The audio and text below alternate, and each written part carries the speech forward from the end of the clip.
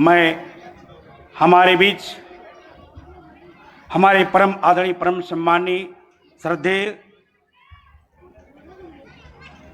प्रवचनकर्ता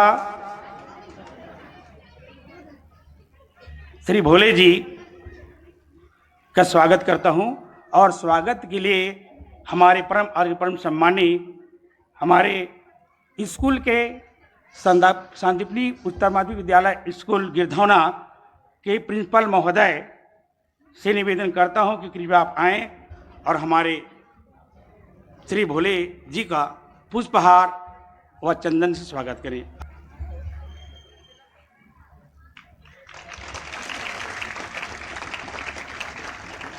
और इसी क्रम में हमारे प्रबंधक महोदय आदरणीय श्री एन के साहू जी, आप आइए, आप अपने श्री कमलों से हमारे आचार्य भोले जी का स्वागत करेंगे पुष्पहार एवं शुभ चंदन के द्वारा।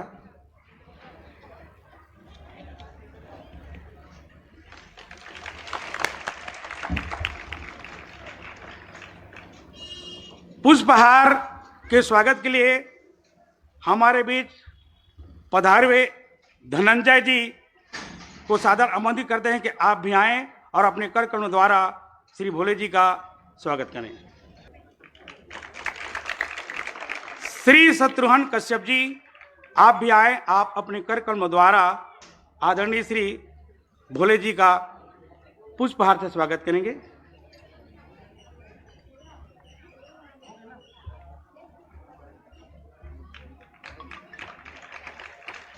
परम आदरणीय परम सम्मानीय श्री जितेंद्र साहू जी, आप भी आए, अपने कर कमलों द्वारा श्री भोले जी का पुष्पहार से स्वागत करेंगे।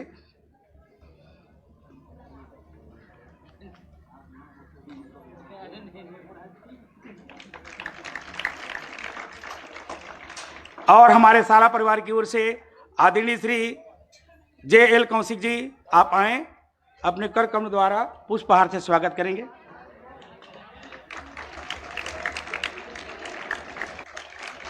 श्री एच.पी. कौशिक सर जी, आइए, आप अपने कर कमलों द्वारा हमारे भोले जी का पुष्पहार से स्वागत करें।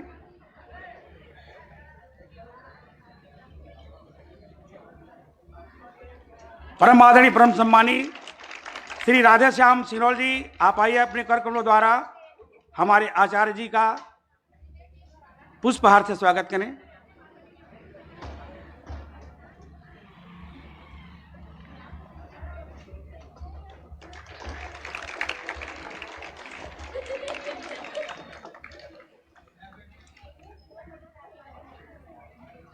श्रीमती राजेश्वरी शिक्षिका, आप आएं और श्री भोले जी के पुष्प गुच्छ से स्वागत करें।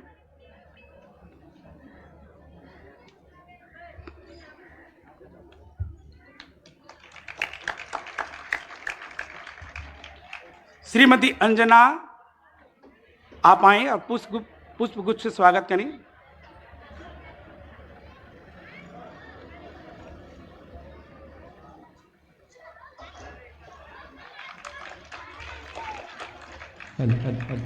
बोली भारत माता की, भारत माता की, भारतीय संस्कृति की, भारतीय संस्कृति की।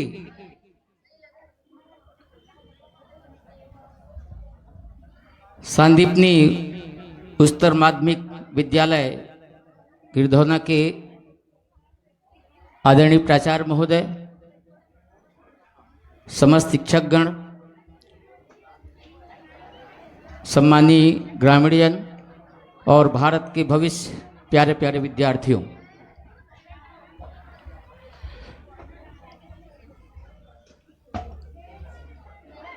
बिलासपुर के सकरी ग्राम में कल 21 नवंबर से आगामी 25 नवंबर तक नवकुंडी गायत्री महायज्ञ और पावन प्रज्ञा पुराण कथा का आयोजन रखा गया है। कलश यात्रा के साथ कल का शुभारंभ हो चुका है।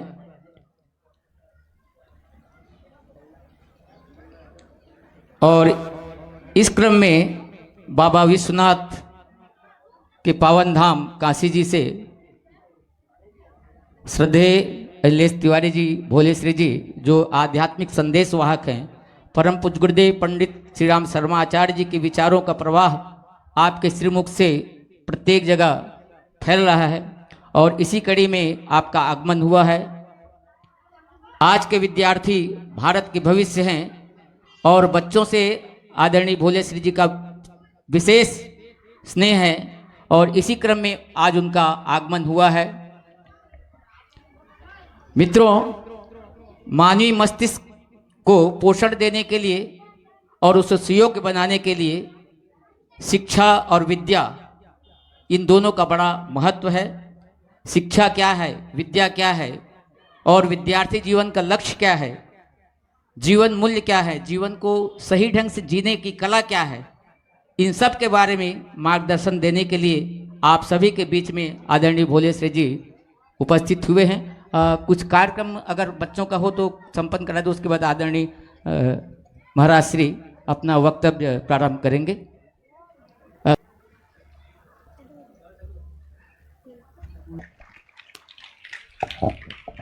बहुत बहुत धन्यवाद सान्नी कश्यप द्वारा आप अभी सरस्वती गीत सुने, बहुत ही बढ़िया रहा, बहुत ही बढ़िया रहा। इसके पश्चात हमारे बीच पधारे हुए परम आदरणीय परम सम्माननीय श्री भोले श्री आचार्य जी के स्वागत के लिए स्वागत गीत लेकर आ रहे हैं हमारी प्यारी छात्र छात्रा। आइए, वेलकम, स्वागतम। बोलिए भारत माता की, भारत माता की, सनातन धर्म की, सनातन धर्म की। समय को ध्यान में रखते हुए आज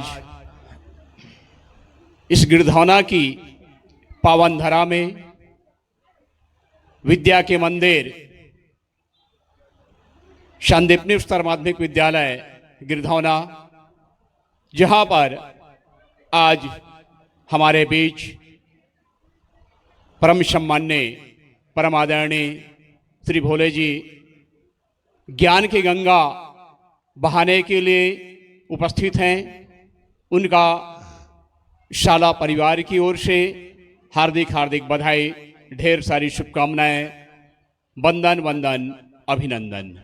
हमारे बीच उनके साथ में उपस्थित परम सम्मान्य धनंजय जी, साथ में उपस्थित श्री शत्रुघ्न लाल कश्यप जी, आप सभी का इस शाला परिवार की ओर से हार्दिक अभिनंदन, ढेर सारी शुभकामनाएं। और परम आदरणीय धर्म के ध्वज रक्षक श्री भोले जी से आग्रह करूंगा कि अविलंब अपना कार्यक्रम प्रारंभ करें। बोलने के लिए बहुत सारी चीजें हैं, लेकिन हम जिनको सुनने के लिए आए हैं उन्हें ही सुने, ज़्यादा बेहतर होगा। साथ ही साथ सभी बच्चों से आग्रह है, कृपया शांति व्यवस्था बनाए रखेंगे और जो यहाँ पर ज्ञान की गंगा जो प्रवाहित होने वाली है उनको अपने जीवन में धारण करेंगे, मन में चिंतन करेंगे और उससे अपने जीवन को कृतार्थ करेंगे। जय हिंद, जय छत्तीसगढ़। आइए श्री आदरणीय महाराज श्री के लिए बस 2 पंक्तियां कहना चाहूँगा। संदेश नहीं ये स्वर्गलोक का लाए हैं, संदेश नहीं ये स्वर्गलोक का लाए हैं। जीवन में स्वर्ग उतर जाए, जीवन में स्वर्ग उतर जाए, यह संदेशा लेकर आए हैं। जीवन में स्वर्ग उतर जाए, यह मूल मंत्र देने के लिए आप सबके लिए आए हैं। करतल ध्वनि से उनका स्वागत करते हुए मन से अनुरोध करता हूं कि वे हम सबको संबोधित करने की कृपा करें। आदरणीय भोले श्री जी। सभी लोग नेत्र बंद कर लें, एकाग्र चित्त हो करके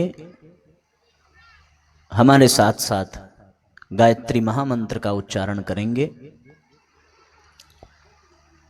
जिनको मंत्र याद हो वो हमारे साथ एक स्वर में बोलने की कृपा करें। ओ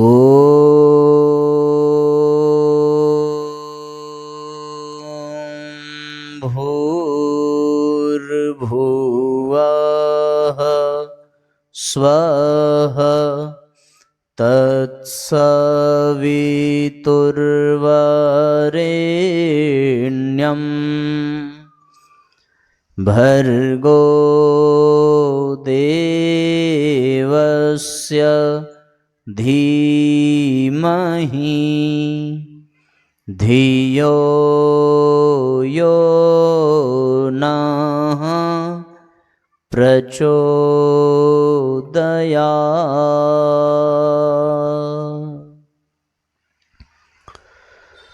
ओम सद्गुरुचरण कमलेभ्यो नमः।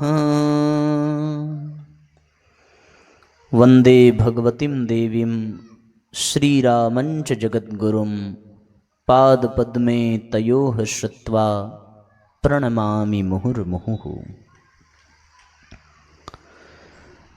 परम पूज्य गुरुदेव एवं परम वंदनीय माता जी के सूक्ष्म संरक्षण में सांदीपनी उच्चतर माध्यमिक विद्यालय के इस पवित्र प्रांगण में हम सबके साथ यहाँ उपस्थित विद्यालय परिवार के प्रबंधक आदरणीय N.K. साहू जी, यहाँ के प्राचार्य परम आदरणीय विष्णु प्रसाद कौशिक जी, हमारे साथ यहाँ उपस्थित विद्यालय परिवार के सभी अध्यापक एवं अध्यापिकागण, साथ ही हमारे समक्ष विराजमान सभी अभिभावकगण और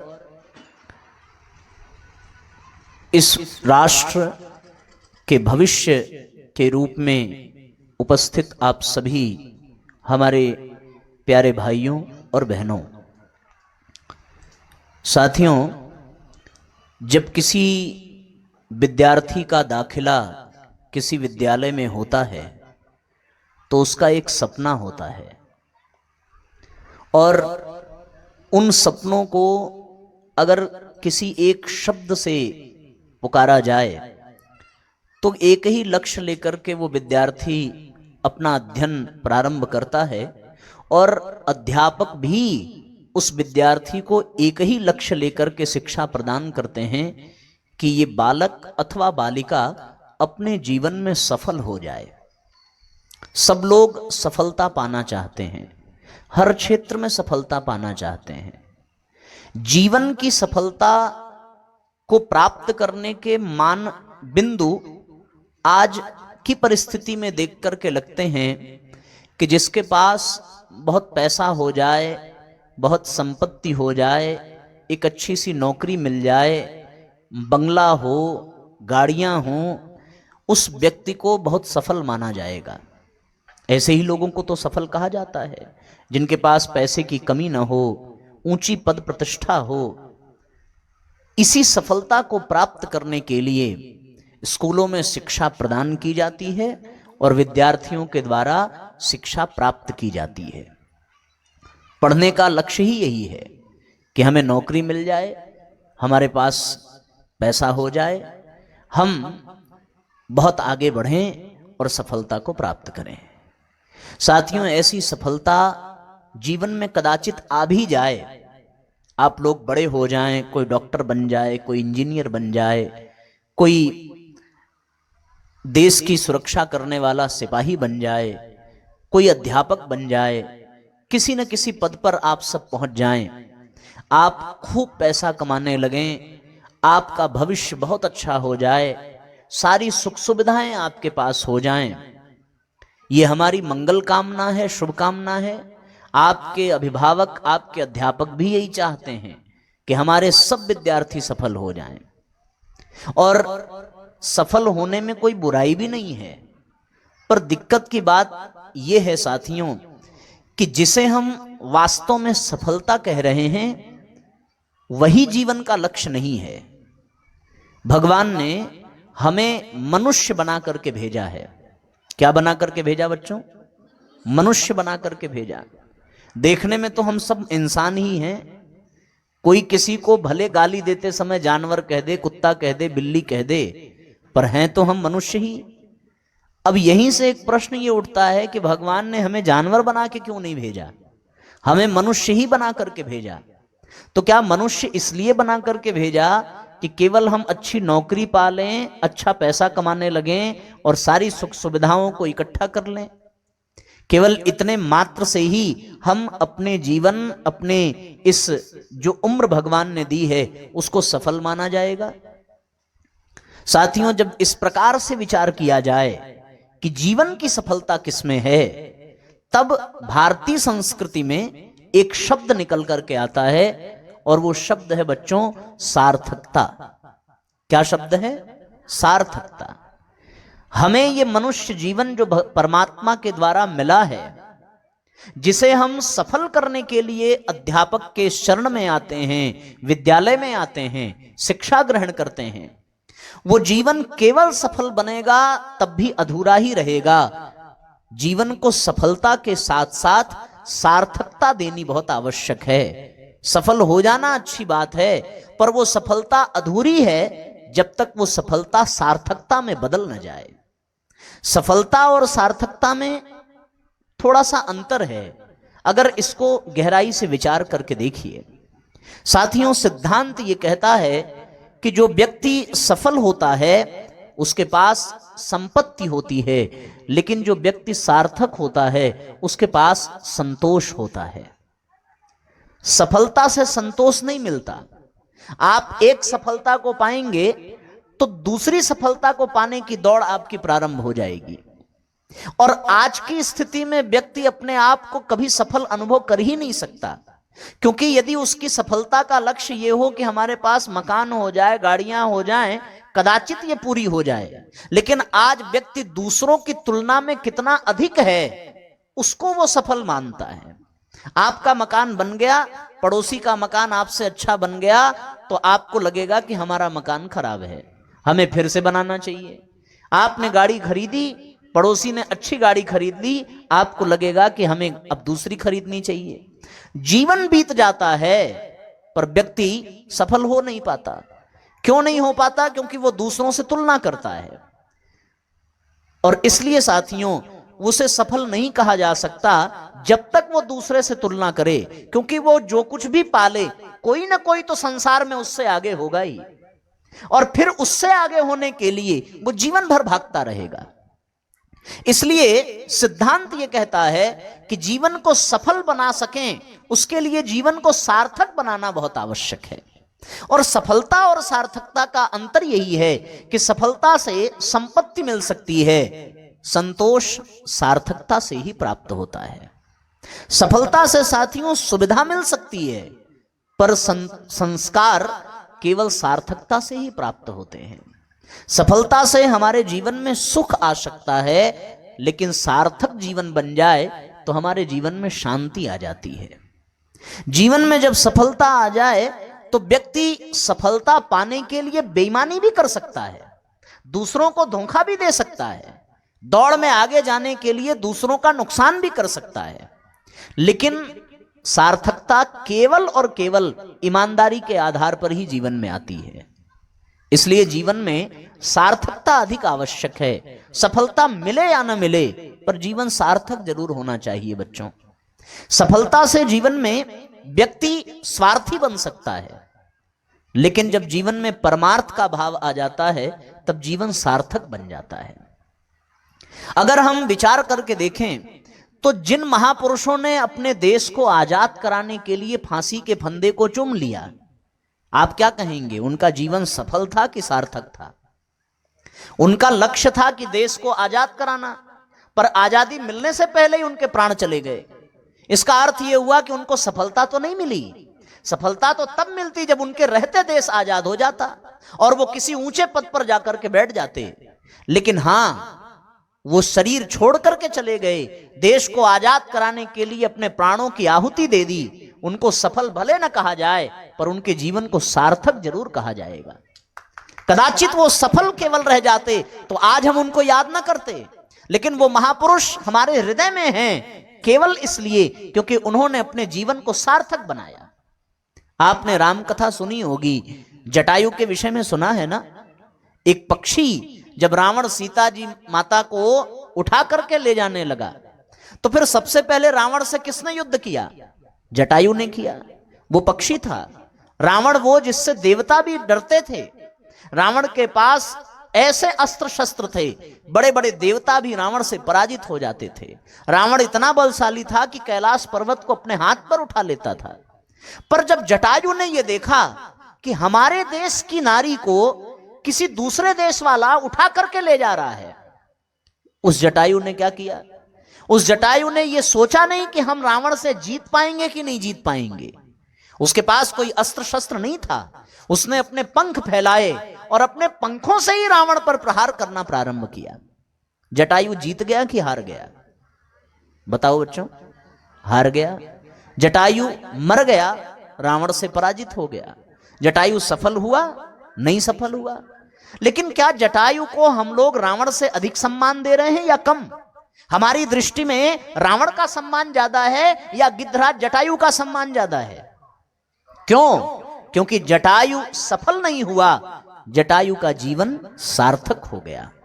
जब भगवान की गोद में जाकर के जटायु बैठा और अपने जीवन की अंतिम सांस ली, तो फिर वो रावण से अधिक सौभाग्यशाली था। उस रावण को वो सौभाग्य नहीं प्राप्त हुआ जो जटायु को प्राप्त हुआ। जटायु सफल नहीं हुआ, लेकिन जटायु का जीवन बच्चों सार्थक हो गया।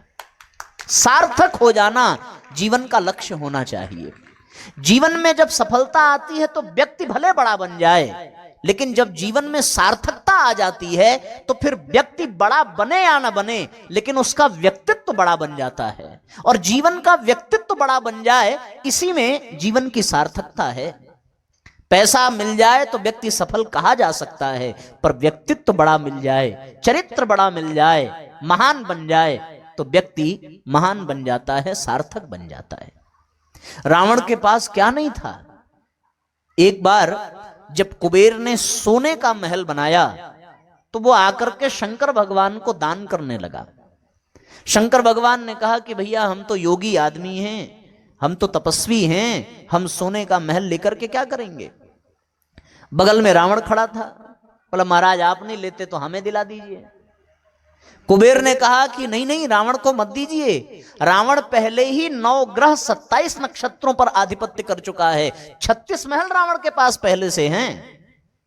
37वां प्रभु आप इसको मत दीजिए। भगवान शंकर ने कहा कि बिल्कुल इसी को दीजिए। जिसको 36 में संतोष नहीं हुआ, उसको सोने की लंका पाकर भी संतोष नहीं होगा। और बिल्कुल हुआ ऐसा ही। सोने की लंका में रहने वाला रावण, जिसका पूरा महल ही सोने का हो, इतना संपत्तिवान, इतना वैभवशाली, फिर भी वो एक पल चैन से नहीं बैठा। उसकी दृष्टि हमेशा दूसरों की संपत्ति, दूसरों की स्त्री पर बनी रही। कभी वो राम भगवान की पत्नी को चुराता है, कभी कुबेर के द्वारा बनाए गए पुष्पक विमान को चुराता है। वो रावण चोर का चोर ही रह गया, सोने की लंका का कभी सुख ले नहीं पाया। क्यों? क्योंकि उसका जीवन सफल भले कहा जाए, पर वो सार्थक न हो सका। और जो सार्थक न कर सके अपनी जिंदगी को साथियों, वो सफल होते हुए भी अंततोगत्वा असफल ही घोषित कर दिया जाता है। इसलिए जीवन को बच्चों सफल बनाने से पहले जीवन को सार्थक बनाना बहुत आवश्यक है। जीवन जब सार्थक बन जाए तो फिर जीवन में व्यक्तित्व की महानता बढ़ने लगती है। व्यक्तित्व का परिष्कृत होना बहुत आवश्यक है। व्यक्तित्व आप समझते हैं ना, हमारी पर्सनालिटी कैसी है। व्यक्तित्व 2 तरह से होता है, एक बाहर का व्यक्तित्व होता है, एक अंदर का व्यक्तित्व होता है। बाहर का व्यक्तित्व जो आदमी उठता है, बैठता है, चलता है, बातचीत करता है, बोलता है, कपड़े पहनता है, इससे बाहर का व्यक्तित्व झलकता है। पर एक व्यक्तित्व भीतर का होता है, जिसमें हमारा चिंतन, हमारा चरित्र, हमारे गुण, हमारे कर्म, हमारे व्यवहार, हमारे स्वभाव की चर्चा होती है। सुंदर बाहर से कितना भी दिख रहा हो, पर भीतर अगर मैल भरा हो, चेहरा कितना भी सुंदर हो, मुख कितना ही सुंदर क्यों न हो, पर मुख से केवल गालियां ही निकलती हों, तो कोई उस व्यक्ति को पसंद करेगा? नहीं करेगा। और चेहरा भले थोड़ा काला कलूटा हो, थोड़ा कम सुंदर हो, लेकिन वो दूसरों को प्रसन्न रखता हो, दूसरों को आशीर्वाद देता हो, दूसरों को शुभकामनाएं देता हो, तो आप सोच करके देखिए सारी दुनिया उसी से प्रेम करेगी। तो हम लोगों को यह निर्णय करना है, अगर अपने जीवन को सार्थक बनाना है बच्चों, तो अपने व्यक्तित्व को सुंदर बनाना पड़ेगा। कौन सा व्यक्तित्व? बाहर का तो माँ बाप ने बना दिया, माँ बाप ने सुंदर कपड़े दे दिए, बाहर का व्यक्तित्व अच्छा हो गया। माँ बाप ने आपके अच्छे बाल कटा दिए, अच्छे कपड़े पहना दिए, अच्छे आभूषण दे दिए। अध्यापकों ने आपको उठना सिखा दिया, चलना सिखा दिया, बोलना सिखा दिया। बाहर का व्यक्तित्व तो संवर गया, पर भीतर का संवरा कि नहीं संवरा? बाहर का व्यक्तित्व संवर जाए तो आप कदाचित सफल हो जाएंगे, लेकिन सार्थक तो आप तभी होंगे जब हमारे भीतर का व्यक्तित्व सुंदर बन जाए। जब व्यक्तित्व परिष्कृत हो जाता है साथियों, तब जीवन में जो कुछ भी किया जाए वो अच्छा ही होता है। और अगर जीवन में व्यक्तित्व परिष्कृत ना हो तो जो किया जाए वो बुरा ही होता है। परिष्कृत व्यक्तित्व था भगवान राम का, तो उन्होंने धनुष उठाया तो वो धनुष असुरों के संहार में लगा। परिष्कृत व्यक्तित्व था महाराज हरिश्चंद्र का, तो उनकी संपत्ति से सारी दुनिया का कल्याण हुआ। परिष्कृत व्यक्तित्व था डॉक्टर एपीजे अब्दुल कलाम का, तो उनके व्यक्तित्व के कारण भारत देश को नई पहचान मिली और भारत में राष्ट्र निर्माण की एक सोपान भारत और आगे बढ़ सका। परिष्कृत व्यक्तित्व का यह चमत्कार है। व्यक्तित्व जब परिष्कृत हो जाता है साथियों, तो महाराज जनक के भाग्य में आया हुआ राज्य अपने सौभाग्य की सराहना करता है। जब व्यक्तित्व परिष्कृत हो जाए तो फिर विक्रमादित्य के हाथ में आया भारत अपने आप को भाग्यशाली समझता है। व्यक्तित्व जब परिष्कृत हो जाता है साथियों, तो जीवन सार्थक बन जाता है। इसलिए अपने व्यक्तित्व को परिष्कृत करने की आवश्यकता है। जिसका व्यक्तित्व सुंदर बन गया वो सत्कर्म में लग जाता है, और जिसका व्यक्तित्व सुंदर न बन सका वो फिर अपने जीवन में कितनी भी ऊंचाई तक पहुंच जाए, उसके जीवन में केवल नशा, दुर्व्यसन, चरित्रहीनता, मानवीय मूल्यों की गिरावट, इसके अतिरिक्त और कुछ देखने को नहीं मिलेगा। अब आपको यह सोचना है कि आपको अपने जीवन को सफल बनाना है या सार्थक बनाना है। बताओ, जिसको जिसको सफल बनाना हो वो हाथ ऊपर उठाइए। एक भैया हैं, उनको अपना जीवन सफल बनाना है, उन्होंने हाथ उठाया। अब फिर आप लोग पीछे मत देखो, है ना, उनसे परिचित होकर के आपको कुछ मिलने वाला नहीं है, इसलिए उनसे हाथ उठ गया क्योंकि वो मोबाइल से वीडियो बनाने में व्यस्त हैं। तो जब ध्यान से सुनेंगे नहीं तो फिर वो सफल जरूर हो जाएंगे। अब बच्चों हाथ उठा के बताओ किसको अपने जीवन को सार्थक बनाना है ना? सार्थक बनाना है तो इसके लिए आपको एक छोटा सा काम ये करना पड़ेगा कि आपको अपने व्यक्तित्व का परिष्कार करना पड़ेगा, अपने भीतर सद्गुणों को जागृत करना पड़ेगा, अपने भीतर सत्प्रवृत्तियों को जन्म देना पड़ेगा। सुंदर व्यक्तित्व बन जाता है तो उसके द्वारा जो भी किया जाता है अच्छा ही होता है। स्वाति नक्षत्र की बूंद अगर किसी नाले में गिर जाए तो वो केवल कीचड़ बन करके रह जाती है कि नहीं? उसी प्रकार अगर वो स्वाति नक्षत्र की बूंद केले के पत्ते पर गिर जाए तो कपूर बन जाता है, लेकिन उसी स्वाति नक्षत्र की बूंदें किसी सीप में पड़ जाएं तो वो मोती बन जाती हैं। क्या बन जाती हैं? मोती बन जाती हैं। दूध किसी पुजारी के हाथ में लग जाए तो वो प्रसाद बन जाता है, लेकिन अगर वही दूध किसी सर्प को पीने के लिए मिल जाए तो वो दूध जहर बन जाता है। हमें जो मिल रहा है, जो मिला है, भगवान से मिला, माँ बाप से मिला, अध्यापकों से मिला, मिल तो रहा है ना, ज्ञान मिल रहा है, माँ बाप से पैसा मिल रहा है, भगवान ने शरीर दिया है, सब कुछ तो मिला है। लेकिन अगर ये गंदे व्यक्तित्व के हाथ में पड़ जाए तो फिर इसका सत्यानाश, सर्वनाश ही हो जाता है। अगर हमारा व्यक्तित्व अच्छा न हुआ तो फिर हम भगवान के द्वारा दिए गए इस सुंदर शरीर को शराब पीने में, गुटखा खाने में, सिगरेट पीने में बर्बाद कर देंगे। बोलो, करेंगे कि नहीं करेंगे? माँ बाप ने पैसा दिया पर व्यक्तित्व हमारा अच्छा न बन सका तो उस पैसे को हम अय्याशी में, उस पैसे को हम अपने अभिमान की पूर्ति में, उस पैसे को गंदे प्रदर्शन में, उस पैसे को गलत खर्च करते चले जाएंगे। कर देंगे कि नहीं कर देंगे? और अगर व्यक्तित्व अच्छा बन जाए, तब व्यक्तित्व अच्छा बन जाता है तो फिर रोगी शरीर वाला व्यक्ति भले ही क्यों न हो, लेकिन उसके शरीर से लोगों का कल्याण ही होता है, पैसे से लोगों का कल्याण ही होता है। फिर वो ये नहीं देखता कि हम अमीर होते तब दूसरों की सेवा करते। महाराज भोज के राज्य में महाकवि हुए, भारवी उनका नाम था। उनके जीवन की एक घटना याद आती है। जून की तपती गर्मी और किसी पुण्य तीर्थ में वो स्नान करने के लिए जा रहे थे और उसी तीर्थ में महाराज भोज भी हाथी पर चढ़ करके स्नान करने जा रहे थे। उन्होंने देखा कि महाकवि भारवी बिल्कुल बालू की रेत जो गंगा के किनारे है उसमें उनके पांव जले जा रहे हैं। शरीर पर एक छोटा सा वस्त्र है, फक्कड़ तवी हैं और पांव जल रहा है तो सीसी करके पांव उचक उचक करके रख रहे हैं। महाराज भोज ने कहा कि हे कविराज, आपको पांव में जलन हो रही है, आप मेरे हाथी पर आकर के बैठ जाइए। महाकवि भारवी ने कहा कि बैठने से क्या फायदा, थोड़ी दूर बाद जाकर के आप उतार देंगे, तो जब उतरना ही है तो हम चढ़ें क्यों। तो उन्होंने कहा अच्छा भैया, आपको हम नहीं उतारेंगे, हम हाथी ही आपको दान कर देते हैं। आज पुण्य तीर्थ में, पुण्य तिथि में दान का बड़ा फल मिलता है, ऐसा हमने सुना है, तो हम आपको हाथी ही दे देते हैं।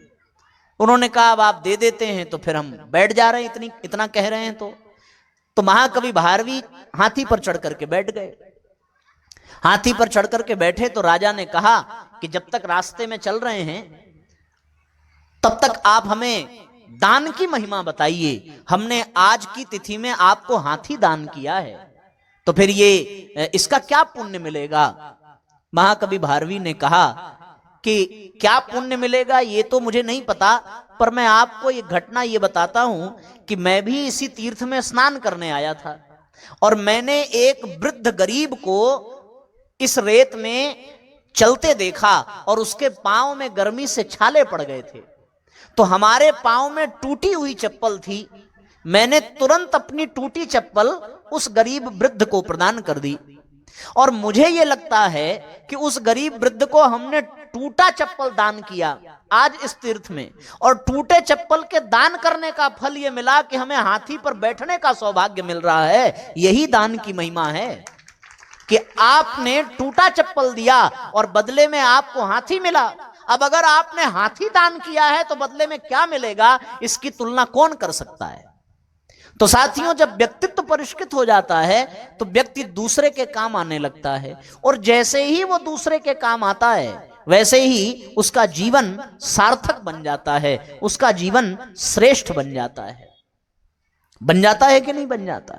तो साथियों, हम सब लोगों को अपने व्यक्तित्व को सार्थक बनाने की आवश्यकता है, और साथियों अपने व्यक्तित्व को सार्थक बनाना हो तो जीवन में एक चीज आपको ग्रहण करनी पड़ेगी, और वो एक चीज क्या है जिसको ग्रहण करने से जीवन शानदार बन जाएगा, हमारा व्यक्तित्व सुंदर बन जाएगा, हमारा जीवन सार्थक बन जाएगा। वो है साथियों, उसको कहते हैं विद्या। क्या कहते हैं? विद्या। विद्या से जीवन को सार्थक बनाया जा सकता है, विद्या से ही अपने व्यक्तित्व का परिष्कार किया जा सकता है। हम लोग कहां आते हैं पढ़ने के लिए? विद्यालय में। विद्यालय का तात्पर्य क्या है? विद्या का आलय, जहां विद्या का घर हो, और विद्या ग्रहण करने के नाते हमें क्या कहा जाता है? विद्यार्थी। क्या कहा जाता है? विद्यार्थी। पर दुर्भाग्य है आज के समय का। क्या दुर्भाग्य है बच्चों? दुर्भाग्य ये है कि आज हम विद्यालय आते तो हैं, आज हम विद्यार्थी बन तो गए हैं, पर हमें विद्यालय में भी विद्या मिल नहीं पा रही है। क्यों नहीं मिल पा रही है? इसलिए नहीं मिल पा रही है क्योंकि विद्यालय में विद्या से संबंधित कोई कोर्स पढ़ाया ही नहीं जाता। गणित को सीखने वाला व्यक्ति गणितज्ञ हो सकता है, वो विद्वान नहीं हो सकता। इंग्लिश को सीखने वाला व्यक्ति इंग्लिश का जानकार हो सकता है, वो विद्वान नहीं हो सकता। विज्ञान को जान लेने वाला व्यक्ति वैज्ञानिक हो सकता है, लेकिन वो विद्वान नहीं हो सकता। और जब तक आप विद्वान नहीं होंगे तब तक आपके जीवन को कभी सार्थक बनाया नहीं जा सकता। विद्वान केवल वही है जिसके जीवन में विद्या हो। क्या हो? विद्या। जैसे भाग्य जिसका हो उसे भाग्यवान कहते हैं, जिसके पास धन हो उसको धनवान कहते हैं, उसी प्रकार जिसके पास बल हो उसको बलवान कहते हैं।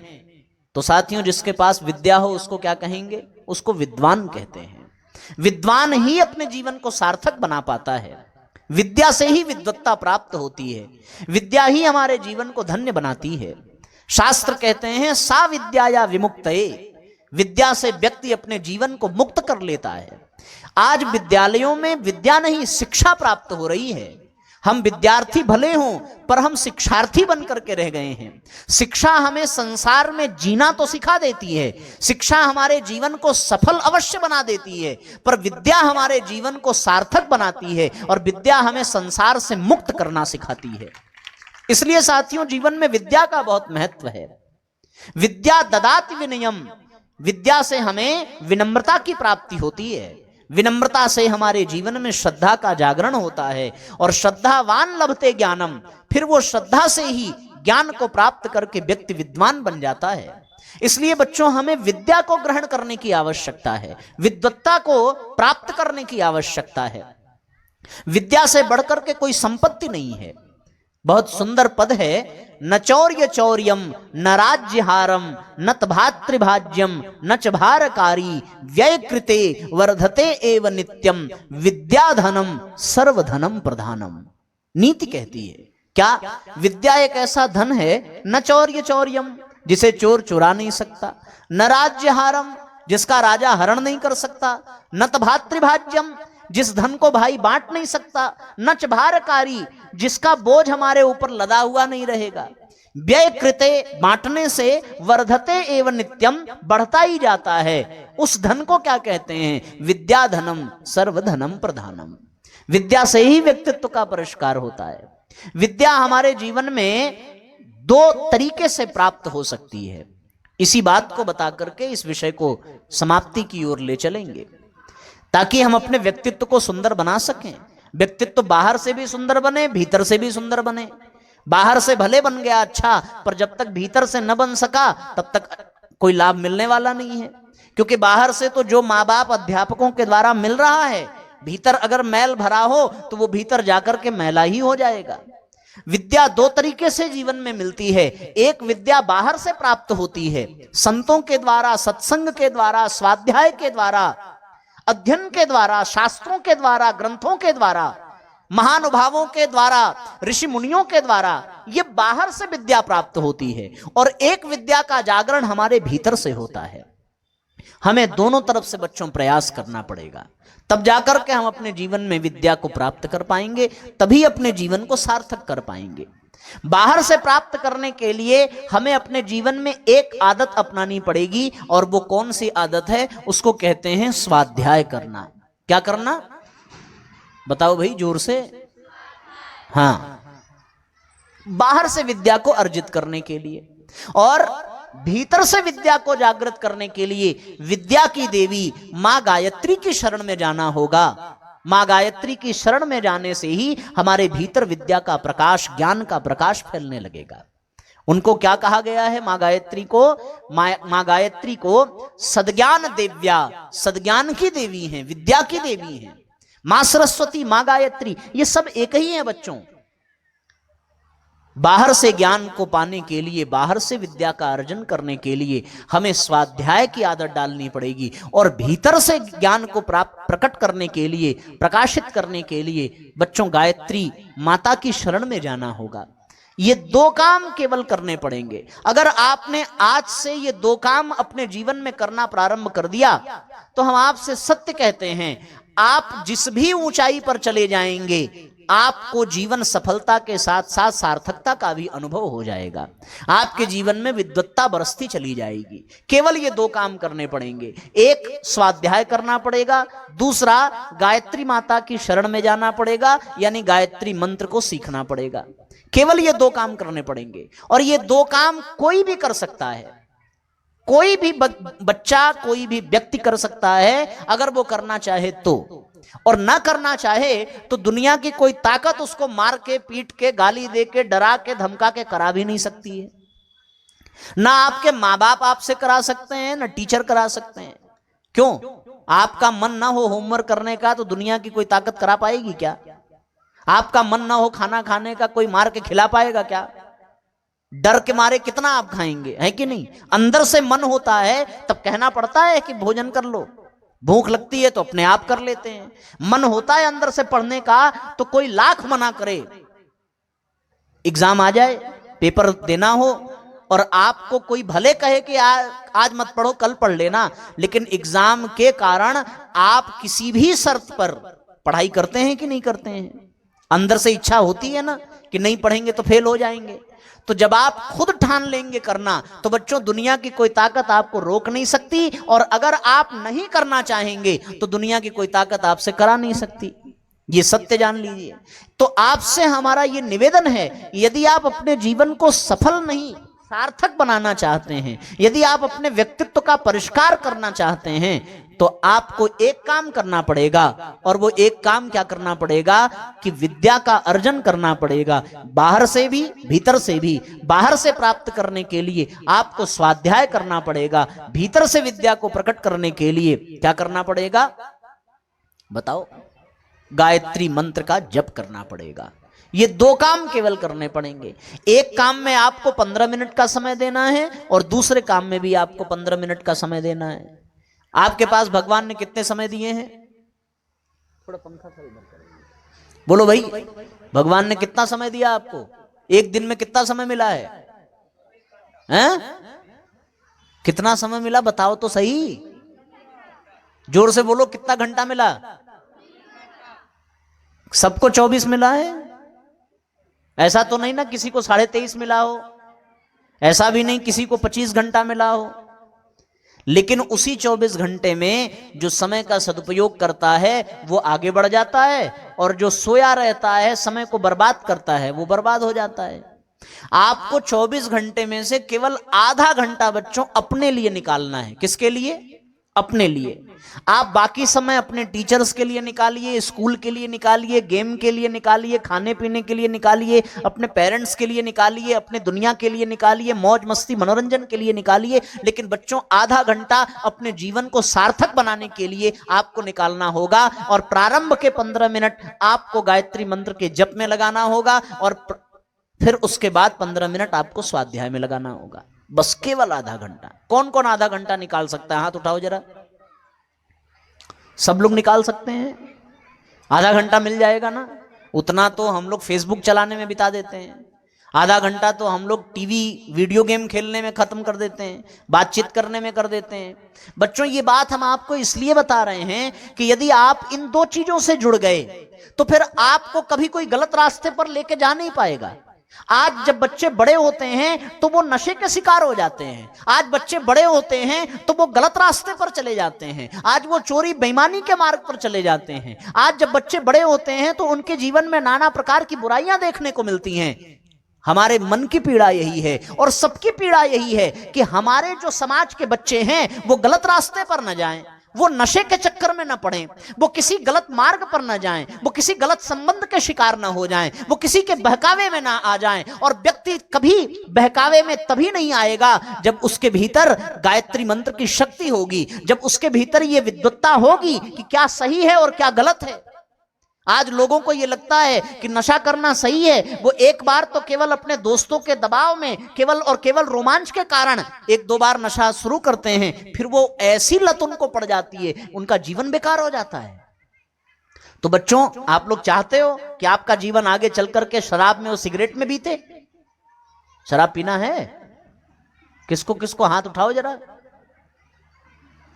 चलो भैया, तो आप चाहते हैं ना कि आप नशे से बचे रहें, आप चाहते हैं ना कि आप दुनिया में जो बुरी चीजें हैं, बुराइयां हैं, उनसे बचे रहें। उससे बचने के लिए बच्चों जिस शक्ति की आवश्यकता है वो आत्मबल कहां से मिलेगा? वो गायत्री मंत्र से आपको प्राप्त होगा। जब गायत्री मंत्र का हम उच्चारण करते हैं, गायत्री मंत्र में कितने अक्षर हैं? गायत्री मंत्र में 24 अक्षर हैं, और 24 अक्षर का जब हम उच्चारण करते हैं तो हमारे शरीर में एक प्रकार की शक्ति की तरंगें पैदा होती हैं, और वो शक्ति की तरंगें हमें कुमार्ग पर जाने से रोकती हैं। वो शक्ति की तरंगें हमें बुरी आदतों से बचाती हैं, बुराइयों से बचाती हैं, बुरे संस्कारों से बचाती हैं। गायत्री मंत्र जब कोई जपता है तो उसके भीतर आत्मबल का संचार होता है। जो हमारे भीतर बुराइयां हैं, क्रोध है, झूठ है, निंदा है, आलस्य है, प्रमाद है, ये सारे दोष, सारे दुर्गुण अपने आप निकलते चले जाते हैं जब हम प्रतिदिन गायत्री मंत्र बोलने का बच्चों अभ्यास करते हैं। बात समझ में आ रही है? किसको किसको समझ में आ रही है? हाथ उठाओ। जिसको ज्यादा समझ में आ रही है दोनों हाथ उठाइए। ज्यादा भी समझ में आ रही है लोगों को, इसका अर्थ यह है कि आप सब लोग समझदार हैं। तो आपसे हम इतना कहेंगे कि आपको ये दो काम अपने जीवन में करने पड़ेंगे, एक गायत्री मंत्र, दूसरा स्वाध्याय। गायत्री मंत्र की विशेषता हमने आपको बता दी। क्या बता दिया? एक बार पांडवों में नकुल नाम के जो पांडव थे, उन्होंने एक स्वप्न देखा। क्या स्वप्न देखा? कि पहाड़ से एक पत्थर टूट करके गिरा और वो पत्थर जितने भी वृक्ष थे, पेड़ पौधे थे, सबको कुचलता हुआ, नष्ट करता हुआ, सारी सड़कों को, दीवालों को तोड़ता हुआ गिरता ही जा रहा है, गिरता ही जा रहा है। वो भगवान कृष्ण के पास आए, उन्होंने कहा कि प्रभु हमने आज एक स्वप्न देखा कि एक पत्थर टूटा, गिरा और सबको तहस नहस करता जा रहा है। बोले फिर आपने और क्या देखा स्वप्न में? तो नकुल ने कहा कि आश्चर्य तो तब हुआ जब उस पत्थर को एक छोटे से पौधे ने रोक दिया और वो पत्थर रुक गया। बोलो ये संभव है? गिरते हुए पत्थर को कोई छोटा सा पौधा रोक सके? भगवान कृष्ण ने कहा कि स्वप्न तुमने देखा है, ये सपना बिल्कुल सच है। क्या देखा? कि पत्थर के गिरने से सब तहस नहस हो रहा है। भगवान ने कहा जब कलयुग का समय प्रारंभ होगा तो उस कलिकाल के प्रभाव से जीवन में ऐसे आफत विपदाओं के पत्थर गिरेंगे कि सब कुछ तहस नहस हो जाएगा। बोले फिर वो पौधा जिसने पत्थर को रोक दिया उसका क्या मतलब? बोले ये पौधा कोई और नहीं है, ये पौधा गायत्री मंत्र ही है। ये गायत्री मंत्र के 9 शब्द ही हैं जो बड़े से बड़े संकट को, बड़ी सी बड़ी विपत्ति को, बड़ी सी बड़ी विपदा को गिरते हुए वो आपके जीवन को जो तहस नहस करते जा रहे होंगे, जब आप गायत्री मंत्र रूपी छोटे से पौधे का आसरा ले लेंगे तो फिर वो आपकी समस्याओं के पत्थर को वहीं रोक देंगे और आपके जीवन की समस्याओं का समाधान हो जाएगा, समस्याएं मिट जाएंगी। आपके भीतर आत्मबल जगेगा, आप बुराइयों से बचेंगे, आपको फिर कोई गलत रास्ते पर नहीं ले जा पाएगा। आपका मन बुराइयों से घृणा करने लगेगा जब आप प्रतिदिन गायत्री मंत्र बोलने का अभ्यास करेंगे।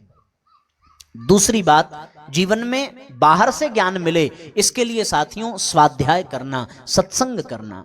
तात्पर्य है हमेशा अच्छे लोगों के बीच में बैठना। ऐसे दोस्तों को अपना दोस्त बनाइए जो आपको अच्छी बातें सिखाते हो। उन लोगों से दोस्ती मत करिए जो गलत बातें सिखाते हो। महात्मा गांधी के कुछ मित्र थे, जब वो साउथ अफ्रीका में वकील का काम करते थे तो उनके बाकी मित्र मांसाहारी थे, केवल महात्मा गांधी ही शाकाहारी थे। बाकी मित्रों ने कहा अरे भैया थोड़ा सा खा लेने से क्या हो जाएगा, थोड़ा सा पी लेने से क्या हो जाएगा। महात्मा गांधी ने एक बार मना किया, 2 बार मना किया। उन मित्रों ने कहा कि तुम्हें हमारे मित्रता की कसम, तुम्हें यह खाना पड़ेगा। महात्मा गांधी ने कहा कि अगर मांसाहार खाने से ही तुम हमारे मित्र बने रहोगे तो हमें ऐसे मित्रों की आवश्यकता ही नहीं है। उन्होंने कहा कि हम तुमसे मित्रता नहीं कर सकते। तो साथियों, जो रास्ते में गलत मार्ग पर आपको ले जाए, जो गलत दिशा में ले जाए, जो गलत काम करने को कहे, उनसे बचना ही स्वाध्याय है, उनसे बचना ही सत्संग है। आप बुरे लोगों से बचेंगे तो अपने आप अच्छे लोगों से जुड़ते चले जाएंगे। बात समझ में आ रही है कि नहीं आ रही है? अपने आप अच्छे लोगों से जुड़ते चले जाएंगे। स्वाध्याय का मतलब बच्चों अच्छी पुस्तकों का अध्ययन करना। आपके घर में रामायण होगी, आपके घर में भागवत की किताब होगी, आप उन किताबों को पढ़िए। न समझ में आए तो अपने अध्यापकों से पूछिए, अपने माता पिता से पूछिए, अपने माँ बाप से महापुरुषों की कहानी पूछिए, उनकी जीवनी पूछिए, उन्होंने अपने जीवन में कैसे अपने आप को आगे बढ़ाया, ये जानने और सीखने की आवश्यकता है। तो साथ साथ हम अभिभावकों से और विद्यालय परिवार के अध्यापकों से भी ये प्रार्थना करेंगे कि बच्चों को रोज एक नई कहानी सिखाई जाए जिससे कि उनके भीतर व्यक्तित्व का विकास हो सके। गायत्री परिवार में बाल निर्माण की कहानियों के संदर्भ में बहुत सारी पुस्तकें आती हैं। आप उन पुस्तकों को लीजिए, अपने घर में अखंड ज्योति युग निर्माण योजना पत्रिका को मंगाइए। उसमें ऐसी सुंदर सुंदर कहानियां होती हैं जिनसे बच्चे बहुत कुछ सीख सकते हैं। तो बाहर से ज्ञान प्राप्त करने के लिए अच्छे लोगों की संगत में बच्चों रहना, जो अच्छी चीजें सिखावे, उन अध्यापकों के संगत में, उन माता पिता के, उन दोस्तों के संगत में रहना, और जो गलत चीज सिखावे उनसे बचकर के रहना, इसको स्वाध्याय और सत्संग कहते हैं। और प्रतिदिन गायत्री मंत्र का जप करना। तो कब करना, कैसे करना, बस 2 मिनट में अपनी बात करेंगे कि आप सवेरे जब स्नान कर लेते हैं तो स्नान करने के पश्चात किसी ऐसे स्थान पर बच्चों जाकर के बैठ जाइए जो बिल्कुल स्वच्छ हो, साफ सुथरा हो, जहां शोरगुल ना हो। कोई स्थान ऐसा है आप लोगों के यहां? कौन सा स्थान है बताओ? जहां साफ सफाई हो, जहां शोरगुल ना हो, जहां कोई व्यवधान ना हो। कौन सा है बताओ? है तुम्हारे यहां है बेटा कोई जगह ऐसी? नहीं। सबके पास छत तो होगी ना, छत तो साफ सुथरी होती है ना, छत पे तो कोई शोरगुल नहीं न करता। तो आप सब लोग नहाने के बाद अपने घर के सबसे ऊपर छत पे जाकर के बैठ जाइए, एक छोटा सा कंबल का आसन बिछा लीजिए और थोड़ा सा जल ले लीजिए और जल को अपने सामने रख करके अपने शरीर पर छिड़क करके जिस ओर सूर्य भगवान उदित हो रहे हो उस ओर मुख करके बैठ जाइए और प्रतिदिन घड़ी का समय देख करके 10 से 15 मिनट सूर्य भगवान का ध्यान करते हुए गायत्री मंत्र का आप उच्चारण करिए। गायत्री मंत्र किसको किसको आता है? हाथ उठाओ जरा। आता है लगभग 70% लोगों को आता है। जो 30% लोग गायत्री मंत्र नहीं जानते हैं उनके लिए क्या उपाय किया जाए? किसको किसको आता है? हाथ उठाओ जरा।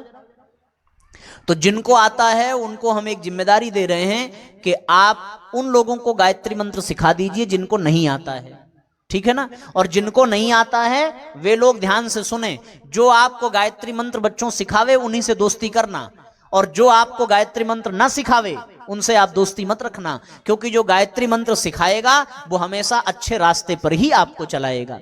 तो सबको गायत्री मंत्र आ जाएगा। बच्चों, हम पूजा पाठ करने के लिए नहीं कह रहे हैं कि आप दीपक जलाइए, अगरबत्ती जलाइए। हम आपको केवल गायत्री मंत्र का उच्चारण करने के लिए कह रहे हैं और सूर्य भगवान के सामने बैठ करके कह रहे हैं।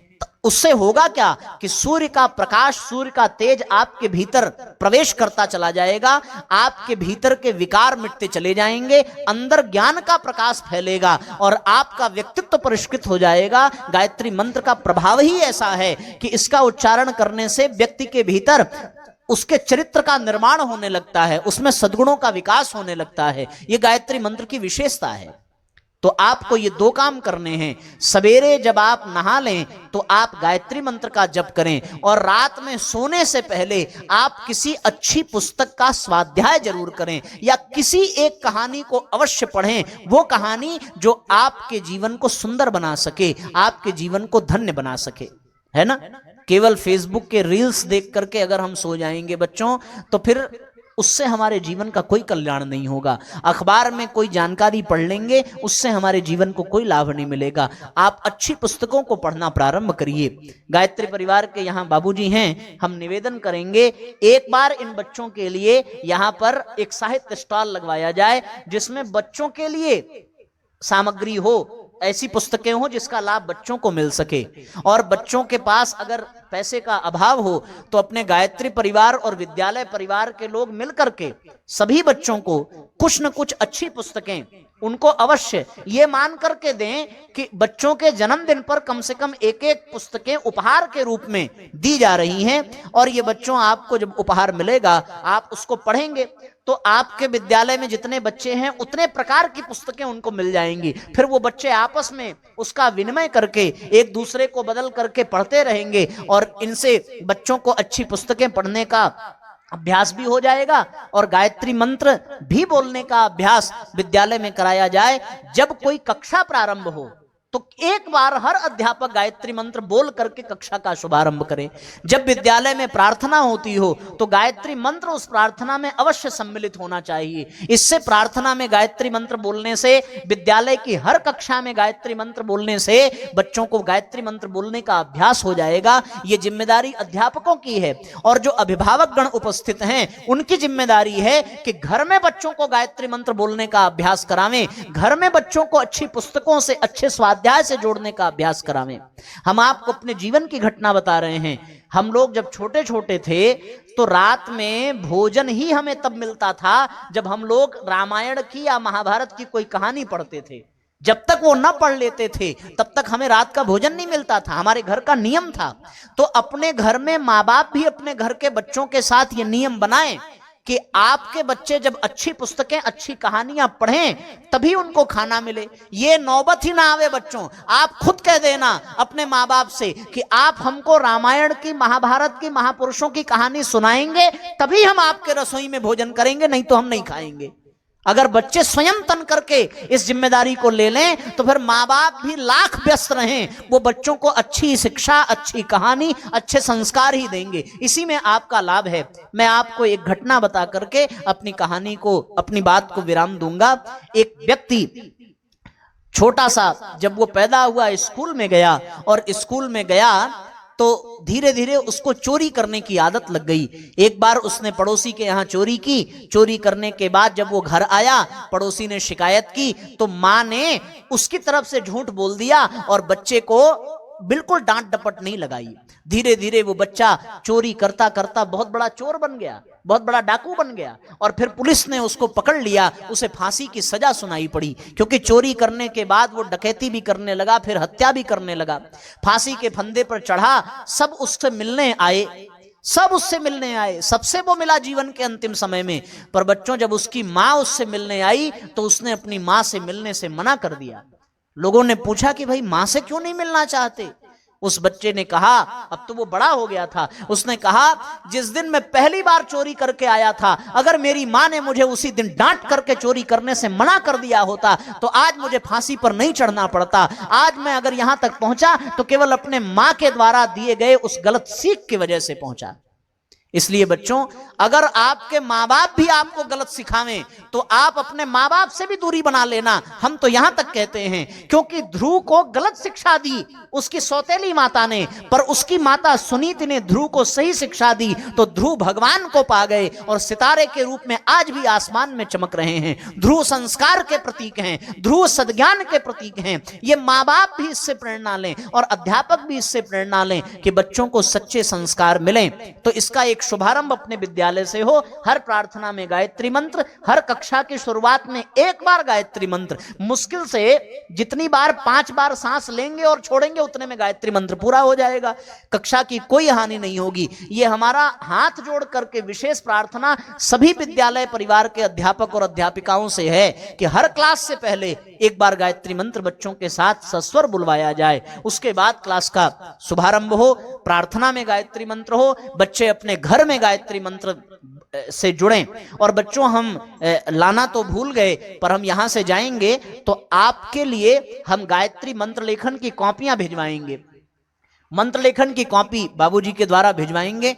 आप सब उस मंत्र लेखन की कॉपी को लेंगे और प्रतिदिन 5 बार गायत्री मंत्र उसमें लिखने का अभ्यास करेंगे, गायत्री मंत्र से जुड़ेंगे और अच्छी पुस्तकों, अच्छी कहानियों से जुड़ेंगे। तो बच्चों, आपका जीवन ऐसा बन जाएगा कि कोई आपको नशे की दुनिया में खींचना चाहेगा तो उसको अपने मुंह की खानी पड़ेगी, कोई आपसे गलत कराना चाहेगा तो उसको पराजित होना पड़ेगा, और देखते देखते आप सूर्य के प्रकाश की तरह चमकने लगेंगे। गायत्री मंत्र के प्रभाव से आपका आत्मबल इतना बढ़ जाएगा, इतना बढ़ जाएगा कि आपके जीवन में सार्थकता आपके चरणों में लौटने लगेगी और आपका जीवन धन्य बन जाएगा।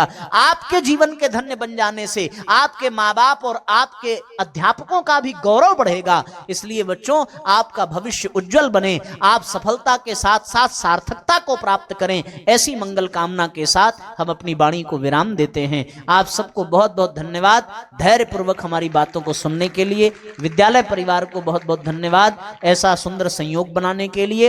इसके साथ अपनी वाणी को विराम। सबको प्रणाम, धन्यवाद, सबका मंगल हो।